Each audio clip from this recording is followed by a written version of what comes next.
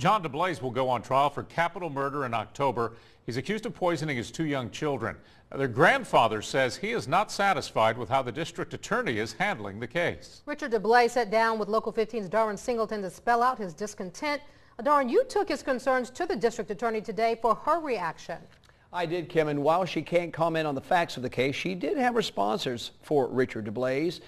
In a nutshell, you might not like it, but she says, I'm doing my job. When John was in school, John's father, Richard Deblase, is throwing blame at the feet of District Attorney Ashley Rich, telling me he believes she's using the case to seek funding for her office. For Ashley Rich to be raising so much cane, is it political? Are you trying to make a point of this to turn around and be able to get additional funding? Is that your name of the game in that? You know, versus the reality of let's get on with it. It's absolutely ludicrous. Today, Rich would have none of it, saying she's going after a conviction, not cash.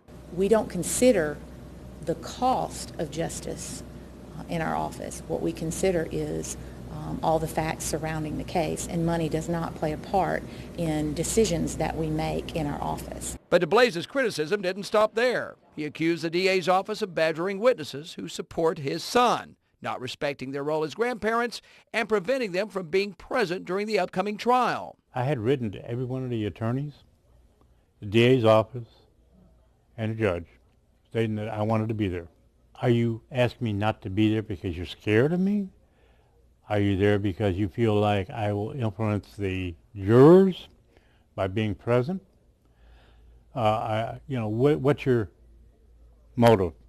They are witnesses to the events before the murder and to the events after the murder. They are witnesses in this case, and therefore as witnesses they will not be allowed to stay in the courtroom. I have communicated that to Richard Deblase and his wife, and they're unhappy with that. I'm doing my job by not communicating.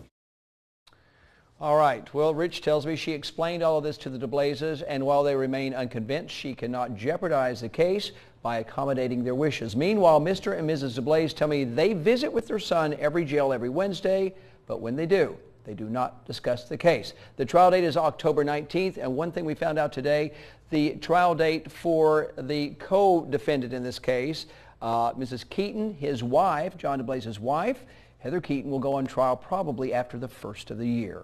Greg, Kim.